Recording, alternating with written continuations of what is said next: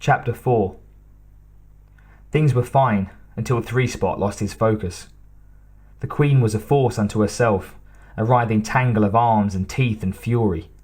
But there were 8 full-grown Yautja holding her down, a hunter for each limb, and 2 holding her head back, their ropes hooked around the widest section of her dusky comb. Three-Spot, one of Top-Knot's blooded, was braced in front of her, his rope wrapped several times around her upper left wrist. Noguchi stood only a few meters from the struggling Yautja, forcing herself to continue her watch and running through what would happen next. Once the Queen was subdued, as close to it as they could hope to get, Top-Knot would pull his hisaide, a kind of scythe sword, and slice the thick membrane between her and her egg sac. At once the hunters would start pulling her forward, moving to keep their captive off balance. Those holding her arms would crisscross around her, tying both sets to her ribbed chest. With her head still held back, they'd lead her out of the hive, the hunters making certain that the Queen was constantly aware of the burners aimed at her. The breed's reverence for the egg layer and the Queen's own survival instincts would keep the drones at bay. As long as the hunters holding the ropes were vigilant, the walk back to the ship should be uneventful, until it was time to get her aboard. Top-Knot had explained that then was often the most dangerous part. The Queen would know it was her last chance, and... Three-Spot let out a grunting gasp, and Noguchi spun in time to see the hunter jerked off his feet. The Queen screeched, raising her arm high, swinging the Yautja around easily before slamming him to the floor of the nest.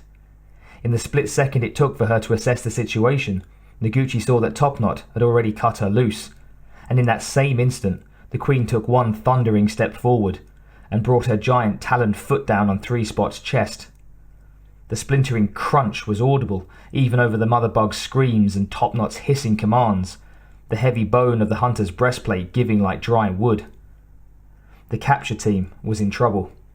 Free from her ovipositor sac and with one arm let loose, the Queen sidled to the right, the movement swift and graceful.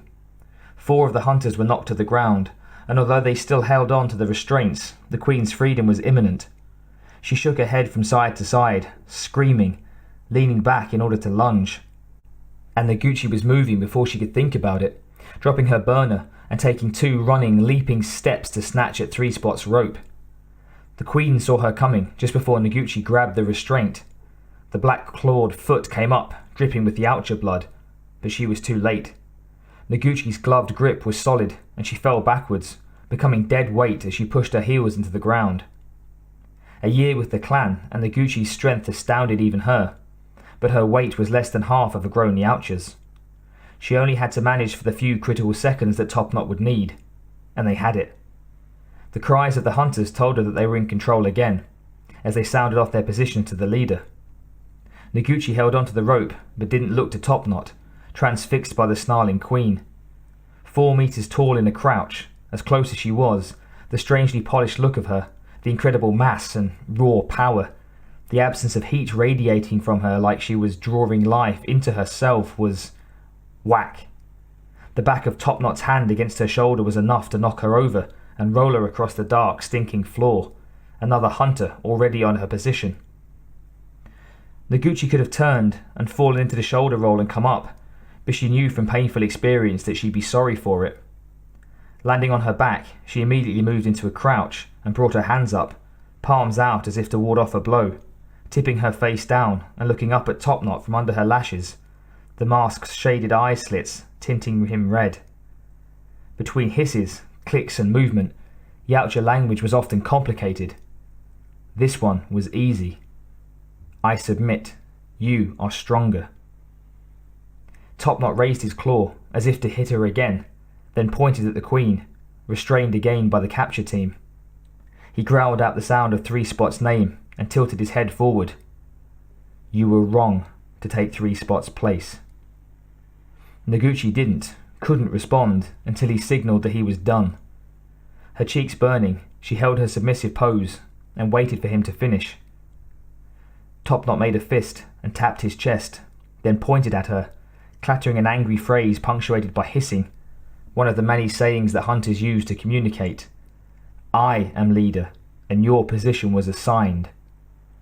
The movements told her.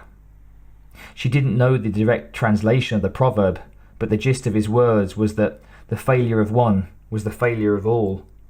She'd heard it more than once in the past months. It was one of the leader's favourite reprimands. Without another word or sign, Topknot turned away and moved back to command the capture team. Noguchi slowly got to her feet and went to retrieve her burner, not looking at anyone, knowing that those not busy with the Queen were watching and judging. And she didn't need to see the gleeful, derisive stares or the raised mandibles. She already knew what that looked like. They would have lost her if I hadn't acted. They would have lost her, and more would have died. It didn't matter. She'd branded herself an outsider yet again, shown herself to be unreliable by deserting her guard.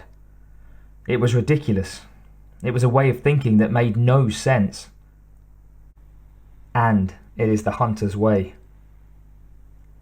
Noguchi picked up her burner and waited for instruction, humiliated and furious, reminded yet again how very different she was from them, and that no matter how hard she tried, the hunter's way seemed always beyond her reach.